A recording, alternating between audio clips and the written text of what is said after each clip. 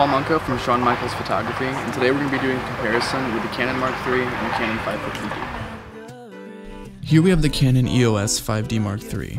Now this is a 22.3 megapixel full frame camera, and as of now this is one of the top of the line cameras coming out of Canon today.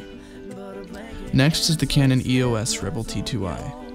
Now this is considered more of an entry-level DSLR, as it only has a crop sensor rather than the full frame of the Mark III. It is 18 megapixels, and even though it is a much cheaper camera, and even though the specs don't really match up to the 5D, it is still an extremely good contender in this competition. Today for our comparison, we're going to be using the same equipment for both cameras. Our lighting is the ALIENBEES V1600, and our power source is the VEGABON Mini. The light we will be using is Paul Buff's ALIENBEES 1600. This is a 640 watt strobe light. It costs $360 US, and on their site you can also purchase their VEGABON Mini, which is a portable power supply unit which goes for around $239 to $250. I highly recommend both. We are using the FOTODIOX Pro Studio Octagon softbox.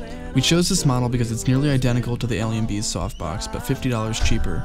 You can get one of these for $95 on Amazon. It does exactly what it's supposed to do, and it's another great thing to have in your gear bag. For our lens, we're using the Canon 28-135 ultrasonic with a UV filter on it. Okay, we're using a 48-inch Pro Octagon softbox with a speed ring that's built just for the ALIENBEES lights. If you want to purchase any of these things yourself, we'll leave links for it down in the description below. We just finished shooting all the photos, so we're going to run inside, edit them, and try to get them to look as comparable to each other as possible. In this photo, we are looking at the Canon Mark III's image. It was very easy to adjust the highlights and shadows, and this image came out very sharp with little to no grain. Also, due to the full frame sensor, this photo was able to be taken up close without zooming out on the 28-135mm lens. Next we have the Canon T2i. Like the Mark III, we had no problems adjusting the highlights and shadows. If anything, it was much easier due to the fact that this camera seems to have less contrast and saturation. The only two problems are the crop sensor and sharpness. Due to the smaller sensor, the photo had to be taken from a much further distance. It's not a major issue, but the one problem we encountered was the image lacked sharpness because of the distance that we had to stay away from the subject. We were able to fix this slightly in post, but I can see this being an issue for paying gigs, especially something like a wedding. Okay, so we just finished editing everything, and pretty much our final conclusion is that, both are really great cameras, but obviously the Mark III has an advantage with more megapixels and a full frame sensor rather than the half frame sensor in the 550D. Both are great cameras depending on what you're trying to do. If you're just a hobbyist or something, the 550D is fine for you. But if you're looking to get into something more professional, if you're looking to start a business, then I recommend the Mark III just because it's really an all-around great camera for everything that you need to do.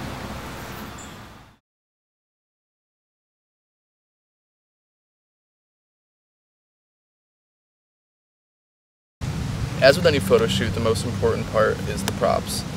We spent a ton of money on this Jeep. It has extra treaded tires, dual stabilizers, extra grip up here. If I fall, I see my chin. I'm fine. I'm still fine.